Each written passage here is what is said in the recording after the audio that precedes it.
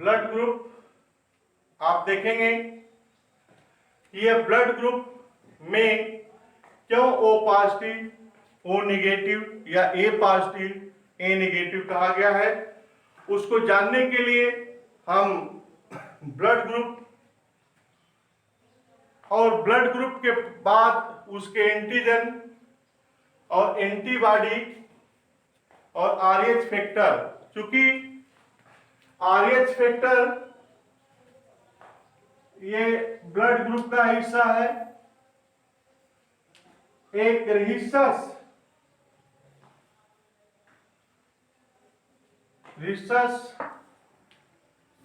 Monkey में 1940 ईस्वी में कार्ल एंड स्टीनर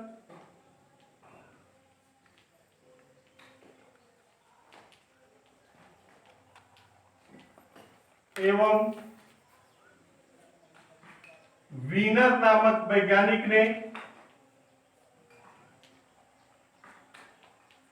रईसस बंदर की आरबीसी की कला में एक प्रकार के एंटीजन का पता लगाया, जिसको हम आरएच एंटीजन कहते हैं। आरएच एंटीजन कहते हैं। जिन व्यक्तियों में आरएच फैक्टर पाया जाता है, आरएच फैक्टर प्रेजेंट पाया जाता है, उसे हम आरएच पॉजिटिव कहते हैं। और जिसमें आरएच फैक्टर एब्सेंट होता है, उसे आरएच निगेटिव कहा जाता है। ये आरएच शब्द यहां से चुराया गया है। रेसस में ये आरएच है, यहां से आरएच की खोज हुई है, क्योंकि यह ए बी और ओ के अलावा यह ब्लड ग्रुप था जिसमें एक विशेष प्रकार का एंटीजन होता है, जिसको आरएच एंटीजन या आरएच फैक्टर कहते हैं। इसके लिए यहां पर हम इस तरीके से इसको समझाने का प्रयास करेंगे। ब्लड ग्रुप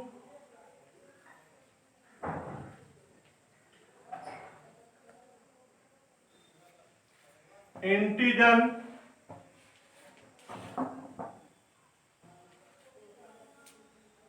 एंटीबॉडी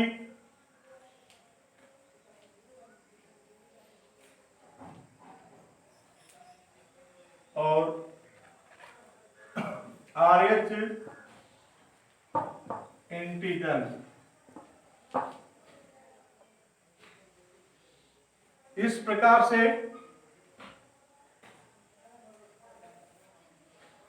हम इसको इस तरीके से समझ सकते हैं। ब्लड ग्रुप 4 ही प्रकार के होते हैं, लेकिन चारों को लिखने का अलग अलग तरीका होता है। जैसे पहला है A positive A negative, B positive B negative,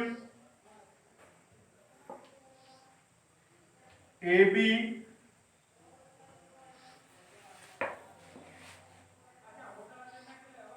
B positive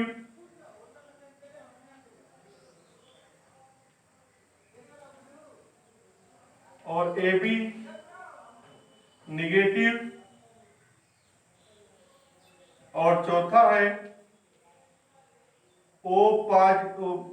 चौथा है O पॉजिटिव O निगेटिव। ये पॉजिटिव और निगेटिव का तात्पर्य RH फैक्टर प्रेजेंट और एब्सेंट से मतलब है। जिनमें RH फैक्टर या RH एंटीजन प्रेजेंट होगा उसे हम RH पॉजिटिव में रखेंगे, अर्थात जो A पॉजिटिव होता है ब्लड ग्रुप उसमें RH एंटीजन प्रेजेंट होता है।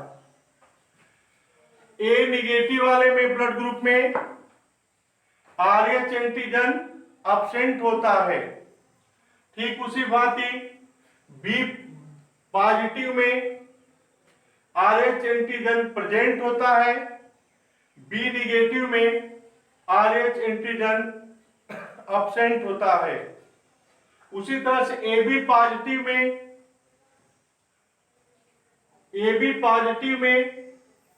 RH एंटीजन या RH फैक्टर प्रेजेंट होता है और AB निगेटिव में RH एंटीजन एब्सेंट होता है। उसी तरह से O पॉजिटिव में RH एंटीजन प्रेजेंट होता है और O निगेटिव में RH एंटीजन एब्सेंट होता है। और एंटीजन की अनुपस्थिति में रुधिर का थक्का जमने का भय नहीं होता। इस कारण से यूनिवर्सल डोनर O निगेटिव को ही कहा जाता है, क्योंकि इसमें कोई एंटीजन नहीं होता या अत्याधुनिक मॉडल के अनुसार, जबकि इसमें एंटीजन है, इसलिए इसको हम यूनिवर्सल डोनर नहीं कहेंगे। अब आइए इस पर A पॉजिटिव में कौन सा एंटीजन है? A है। A निगेटिव में भी कौन सा एंटीजन है? A है। B पॉजिटिव में कौन सा एंटीजन है? B है। B निगेटिव में कौन सा एंटीजन है? B है। AB पॉजिटिव में कौन सा एंटीजन है? A व B दोनों है। AB में कौन सा है एंटीजन? A व B दोनों है। O पॉजिटिव में कौन सा एंटीजन है? कोई नहीं है। और O निगेटिव में भी कौन सा एंटीजन है? कोई नहीं। इस तरीके से अगर हम एंटीबॉडी को लिखें तो एंटीबॉडी देखें, ब्लड ग्रुप A में एंटीबॉडी B है तो इसमें भी B होगा। B वाले में एंटीबॉडी A है तो इसमें A हो जाएगा। और AB में कोई एंटीबॉडी नहीं है तो इस तरीके से हम लिखेंगे। और O में दोनों प्रकार के एंटीबॉडी होते हैं तो उसे हम A व B दोनों, और O निगेटिव में भी एंटीबॉडी A व B दोनों है। और ये जो सिंबल मैं लिखा हूं इसका अर्थ है कोई नहीं, कोई नहीं,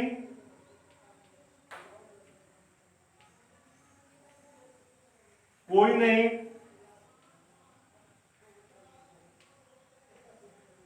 कोई नहीं। अब आइए, जिस ब्लड ग्रुप में पॉजिटिव है उसमें RH एंटीजन पॉजिटिव वाले में क्या है? प्रेजेंट है। निगेटिव वाले में एब्सेंट है। पॉजिटिव वाले में प्रेजेंट है। निगेटिव वाले में अब्सेंट है। ए बी पॉजिटिव में RH फैक्टर प्रेजेंट है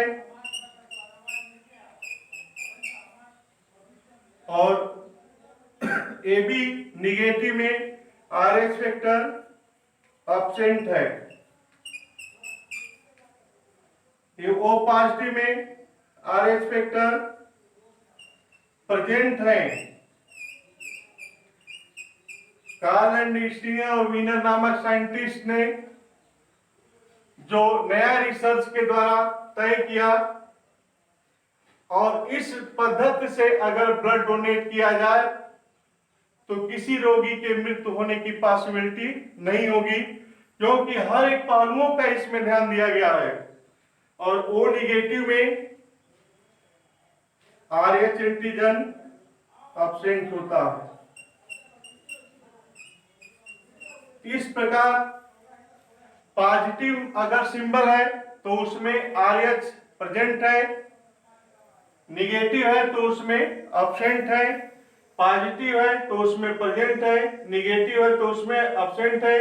उसी तरह से पॉजिटिव है तो उसमें RH प्रेजेंट है, निगेटिव है तो अब्सेंट है। O पॉजिटिव है तो इसमें प्रेजेंट है RH फैक्टर और O निगेटिव है तो उसमें RH फैक्टर क्या है, अब्सेंट है। इस कारण से रुधिर वर्ग O को ये ब्लड ग्रुप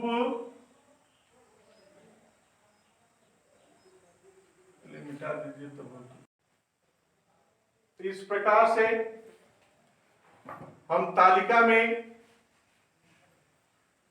सभी ब्लड ग्रुपों के एंटीजन और एंटीबॉडी और RH एंटीजन को मैंने लिखा और समझाया। RH जो एंटीजन है वह रहीसस बंदर में सबसे पहले इसको खोज किया गया था और यह जानने शुरू में ही मैंने आपको बता दिया था कि एंटीजन के ठीक विपरीत एंटीबॉडी में पाए जाने वाले प्रोटीन हैं, जो उन्हीं को तय मान करके हम ब्लड को डोनेट करते हैं अथवा नहीं। आइए अब यहाँ पर क्वेश्चन कभी कभी दिया जाता है कि O पॉजिटिव को यूनिवर्सल डोनर कहते हैं या O निगेटिव को। तो यहां पर ध्यान दें, यूनिवर्सल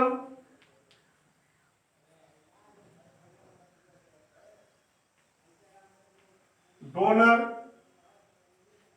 जिसको हम सार्वत्रिक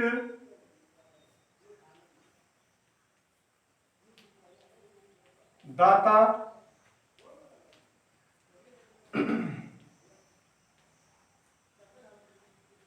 O निगेटिव को कहते हैं,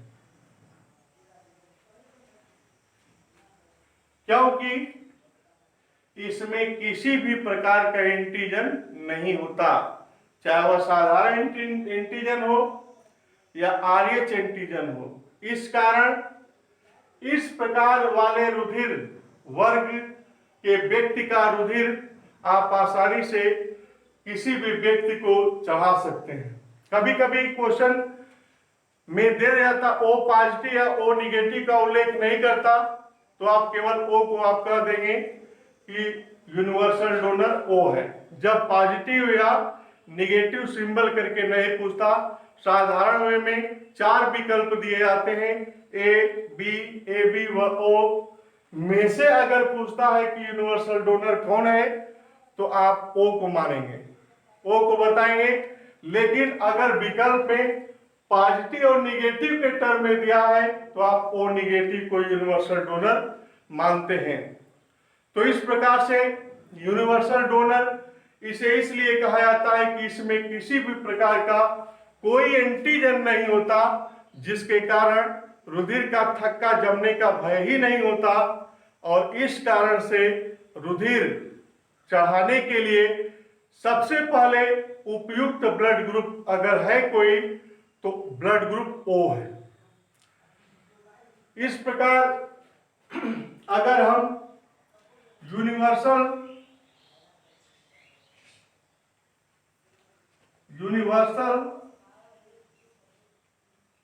रेसिपिएंट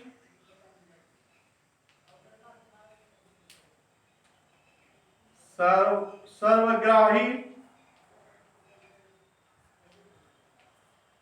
या सर्वप्रापक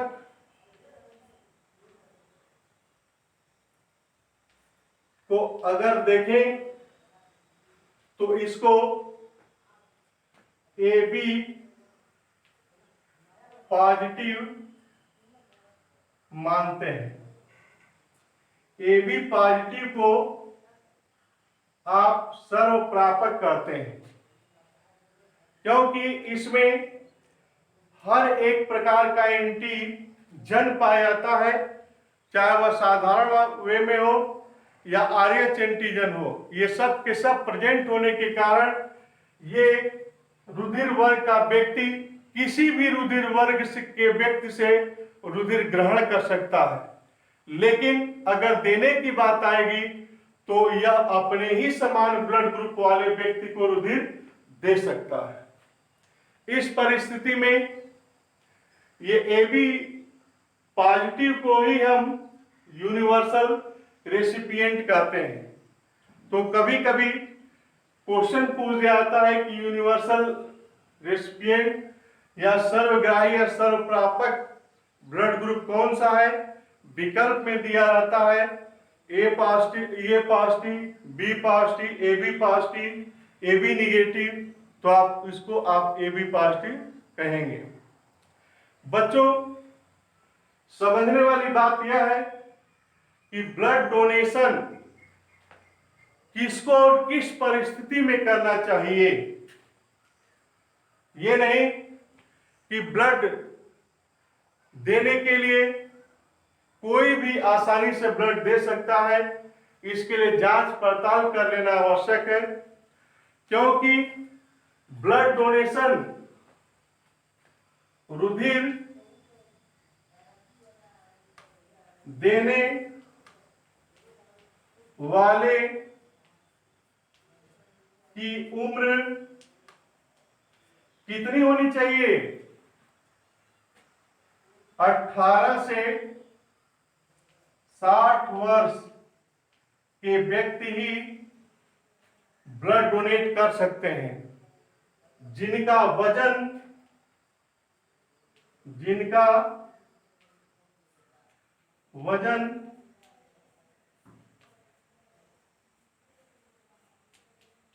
48 kg कम से कम हो। रुधिर देने का वही हकदार है जिसकी उम्र 18 वर्ष से कम न और 60 वर्ष से अधिक न हो, और भार में वह व्यक्ति 48 kg का हो। वही व्यक्ति ब्लड दे सकता है, और साथ ही साथ इसके साथ एक पॉसिबिलिटी यह भी है कि वह निरोग होना चाहिए, वह किसी अन्य रोग से पीड़ित नहीं होना चाहिए कि वह पीड़ित व्यक्ति या रोगी व्यक्ति ब्लड डोनेट कर ले पैसे के कारण। कुछ नशीले व्यक्ति होते हैं, नशा के आदी व्यक्ति होते हैं, जो नशा की पूर्ति के लिए ब्लड डोनेट करते हैं, और ब्लड लेने वाले अगर सही तरीके से ब्लड न ले, उम्र को ध्यान में न रखे, वजन को ध्यान में न रखे, स्वस्थ और निरोग की पहचान न करे, तो ऐसे व्यक्ति में उसका रुधिर ग्राही के रुधिर के लिए उपयुक्त नहीं होगा। कभी कभी सवाल यह उठता है कि लोग कहते हैं फला व्यक्ति को 1 यूनिट ब्लड चढ़ाया गया, 2 यूनिट ब्लड चढ़ाया गया। मैं आपसे पूछता हूं, 1 यूनिट ब्लड कितने के बराबर होती है, या 1 यूनिट में कितना ब्लड रहता है? क्या आप लोगों को मालूम है? इसको इधर देखें और जाने। 1 यूनिट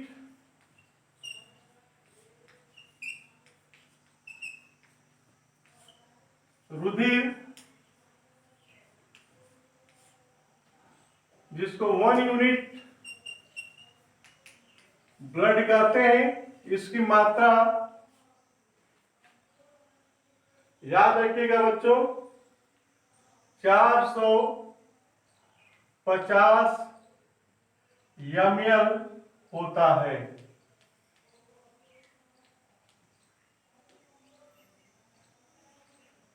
एक यूनिट ब्लड की मात्रा कितनी होती है? 450 ml को आप एक यूनिट ब्लड कहते हैं। उसी तरह से आपको 2 यूनिट पूछे, 3 यूनिट पूछे, एक नॉर्मल ह्यूमन बीइंग में, एक सामान्य मनुष्य के शरीर में लगभग 5 से 6 लीटर रुधिर होता है, जिनमें 100 ml ब्लड में हीमोग्लोबिन की मात्रा 15 ग्राम होनी चाहिए। इस परिस्थिति में ब्लड को ब्लड बैंकों में कितने दिनों तक आप रख सकते हैं सुरक्षित? ब्लड बैंकों में जो ब्लड डोनेट करने वाले हैं उसको अगर सही तरीके से निकाला गया है तो महज 1 महीने तक अर्थात 30 दिन तक ही सुरक्षित रख सकते हैं।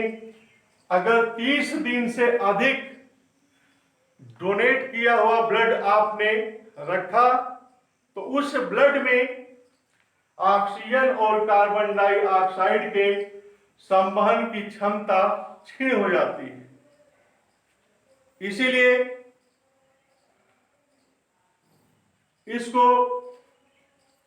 डोनेट करते समय ज्यादा बेहतर होता है कि किसी अपने साथी या परिजन का ब्लड डायरेक्ट ही चढ़ा दिया जाए तो ज्यादा उचित होगा, क्योंकि बैंकों में रखा हुआ ब्लड को आप नहीं जान सकते यह कितने दिनों का है, क्योंकि वह सेलर अपने सामग्री को बेचने के लिए उसमें दिनों को घटा बढ़ा सकता है, जिससे वह रोगी के शरीर में पहुंचते ही जिस निमित्त ब्लड चढ़ाया गया है संभवतः उस कार्य की पूर्ति नहीं होगी और रोगी की मृत्यु हो जाएगी। इस प्रकार से आपने बच्चों देखा ब्लड डोनेशन में इतनी बातों को आप विशेष रूप से ध्यान रखें कि रुधिर चढ़ाने से पहले या रुधिर ग्रहण करने से पहले रोगी और दाता के रुधिर वर्ग का परीक्षण कर लेना नितांत आवश्यक है। अगर ऐसा नहीं होता तो उसके लिए रोगी की मृत्यु हो जाएगी और वह ब्लड उसके लिए हानिकारक ही होगा, लाभदायक नहीं होगा। बच्चों इसके बाद हम आप लोगों को पढ़ाएंगे डिटर्मिनेशन ऑफ ब्लड ग्रुप, जिसे आप कहते हैं रुधिर वर्गों का निर्धारण। हम कैसे यह ज्ञात कर सकते हैं कि हमारा ब्लड ग्रुप कैसा है या आपका ब्लड ग्रुप कैसा है? इसे जांच करने के लिए आप स्वयं भी जांच कर सकते हैं। इसके लिए सर्वप्रथम कार्ल लैंड स्टीनर नामक वैज्ञानिक ने यह बताया कि रुधिर आधान के लिए रुधिर देने वाला दाता और रुधिर प्राप्त करने वाला ग्राही के रुधिर वर्ग की सही सही जानकारी हासिल करनी चाहिए। इसके लिए डॉक्टर बाजार में उपलब्ध बने बनाए सीरमों को प्रयोग में लाते हैं, जिन्हें हम ए रोधी सीरम या बी रोधी सीरम कहते हैं। इन दोनों सीरमों को एक स्लाइड पर 2 अलग अलग स्थान पर रखते हैं और पुनः जीवाणु मुक्त सुई से अंगुली में से ब्लड को निकालकर दोनों सीरमों में मिलाते हैं और दोनों सीरमों में मिलाने के पश्चात रुधिराणुओं का अभिश्लेषण होने या न होने के आधार पर, अभिश्लेषण का तात्पर्य है रुधिर का थक्का जमना। जब दोनों सीरमों में आप अपने ब्लड को मिलाते हैं और देखते हैं कि दोनों स्थान पर रुधिर का थक्का जम गया या किसी भी स्थान पर थक्का नहीं जमा, या एक स्थान पर थक्का जमा है एक स्थान पर नहीं, तो इस कारण हम रुधिर वर्ग का निर्धारण कर सकते हैं। इस विधि से निर्धारण करने के लिए लैंडस्टीनर नामक वैज्ञानिक ने यह सुझाव दिया था। उसके लिए सबसे पहले एक स्लाइड होना आवश्यक है, 2 सीरम की आवश्यकता होती है और जीवाणु मुक्त सुई, जो इन्फेक्टेड न हो उसे हम जीवाणु मुक्त सुई, जिसको आप डिस्पोजल सिरिंज आजकल यूज हो रहा है, उसी के थ्रू आप निकालते हैं।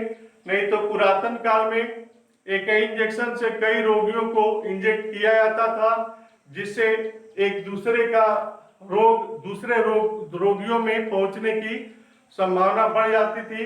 उसी के तहत use and through disposal syringe का उपयोग होने लगा। उसी के जरिए आप ब्लड को निकालेंगे और स्लाइड पर रखेंगे और पुनः एंटी सीरम और ए और एंटी सीरम बी के आधार पर ब्लड ग्रुप से टैली करा करके आप अपने रुधिर वर्ग का निर्धारण कर सकते हैं।